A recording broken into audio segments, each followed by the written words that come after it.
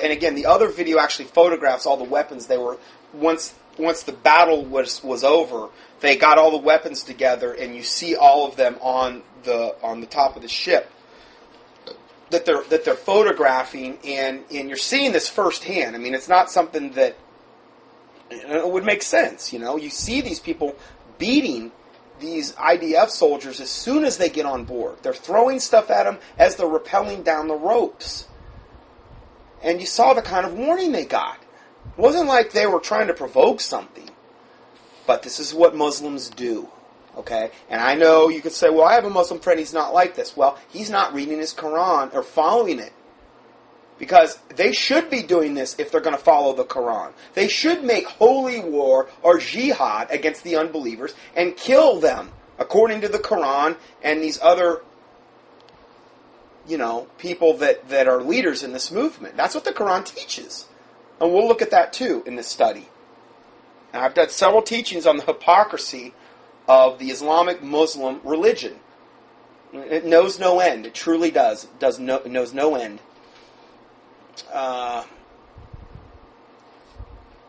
So the main goal here was for them to break the Israeli maritime blockade. Now, I've said the mainstream media has really led the way regarding this. There's been universal condemnation from tons and tons of countries. The United Nations, Turkey, which is where the blockade originated from, all the Muslim world, they're having riots, things of this nature.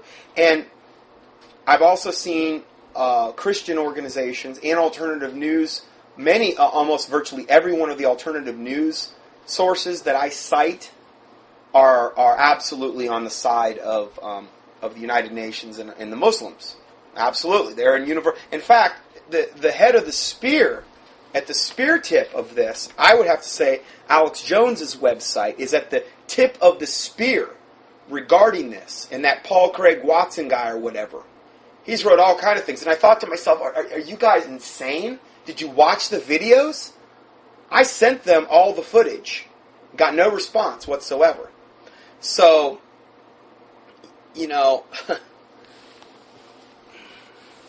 I'll tell you, I glean stuff from Alex Jones, but I tell you, I was about as upset and angry with his website because I think I saw more articles coming out of his website buying in to this propaganda that this was all Israel's fault than any other site. So Alex, you're in I don't know. I think you're in grave danger in God's eyes if you continue this trend. I really do. I believe that. And I'm going to prove that later in the study. We're going to go into that particular subject. And I've gone into that subject before in the past, but I couldn't warn Alex Jones more harshly or more sternly that he needs to get his facts straight, and he needs to back off. Because you also understand, when you align yourself with the Muslims and Islam, not only are you aligning yourself with the United Nations and almost all New World Order organizations and New Agers. I'm on a lot of different. I reference New Ager websites to see where they're at. Where are they at in their agenda? And there's almost a universal condemnation always of Israel. Always, you're going to see that. You're obviously going to get universal condemnation from Muslims, but most of the free world is in a condemning Israel mode. Totally throwing out the baby with the bathwater type of mode. But also, please bear in mind, who are two of the other figures that have always offered almost universal condemnation of Israel? Benjamin Krem and Maitreya.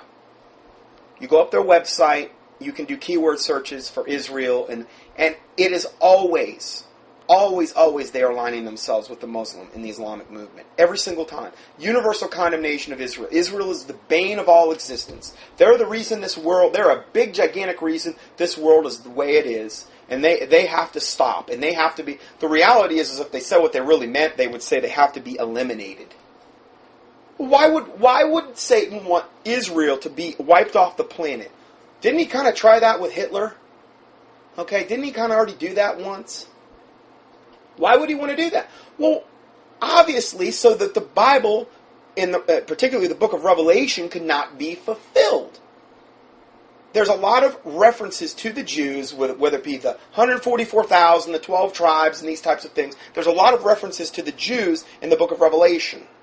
Well, if Satan could somehow find a way to totally annihilate the Jews prior to the tribulation, well, then the book of Revelation could never come to pass. It could never be true. So that's what he's focusing in on right now. He's desperately trying to prove the word of God wrong. But remember, God is always 100 steps ahead of Satan. He's essentially using him to do his bidding. Okay, so it's never going to happen.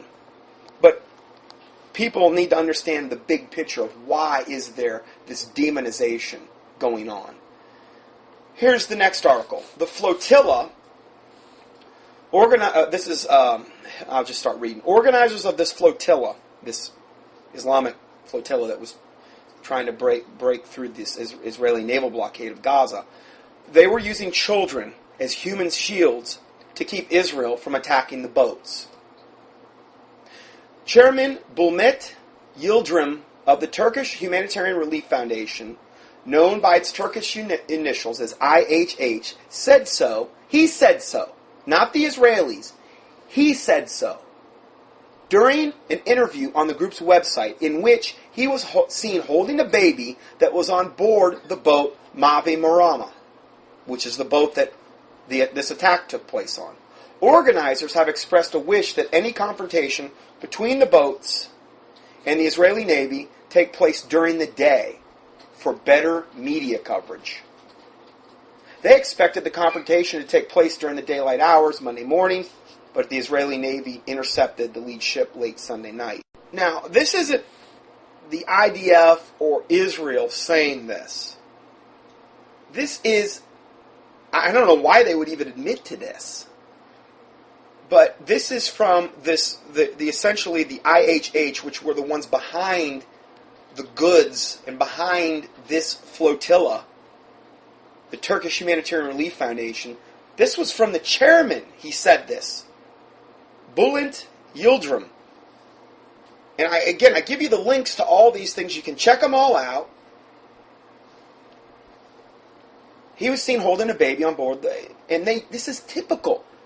I had this person, one of the reasons I checked into this further is because I had this person email me this week, and he said, look at what the Jews do. They use, they attack these civilian sites, and they attack Muslim women and children and all these other things. And I emailed him back, I said, the only reason that any women or children have ever been killed in IDF attacks is because the Muslims pre-position them there and make sure they're there so that they can get maximum media coverage. They'll launch rockets right out of a school, or they'll launch rockets right from an area where there's women and children, and when the IDF retaliate, then women and children get killed. But that's Israel's fault. Do you understand? They're so slime buckety that is what they do. They'll put women and children in harm's way in order to and they don't care if they get killed. In fact, the more they get killed, the better, because they figure, oh, these are sacrifices to Allah. Allah is pleased, this and that. These people are particularly the ones at the top, they are truly demon-possessed. That's the only conclusion I could come to. But Israel is the one that gets the blame for the very things that the Muslim terrorists are guilty of. These organizers of this flotilla, they said they expected the confrontation, and they knew there was going to be a confrontation. Why? Because they were going to make sure there was a confrontation, because they were not going to stop. They were going to break through the blockade. They wanted an international incident. It was all predetermined. It was all pre-planned. They expected the confrontation to take place during the daylight hours Monday morning, but Israeli Navy intercepted the lead ship late Sunday night. Now, where do we have other proof that this has happened in the past? This article is from last year, January 15th. It's entitled, Hamas Uses Children, the United Nations, and the Press as Human Shields in Gaza. In other words, they've done this for this is standard, coward, battle tactics for the Islamics. This is what they do. In order to avoid civilian casualties, Israel sends warning messages before attacking terrorist targets, advising civilians to leave. At them as they're rappelling down the ropes. And you saw the kind of warning they got. It wasn't like they were trying to provoke something. But this is what Muslims do. Okay? And I know you could say, well, I have a Muslim friend, he's not like this. Well, he's not reading his Quran or following it.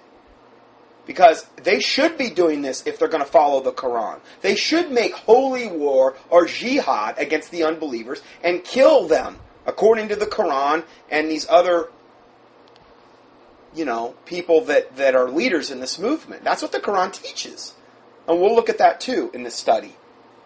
And I've done several teachers, and again, the other video actually photographs all the weapons they were, once the battle was over, they got all the weapons together, and you see all of them on the top of the ship that they're photographing, and you're seeing this firsthand. I mean, it's not something that it would make sense. You see these people beating these IDF soldiers as soon as they get on board. They're throwing stuff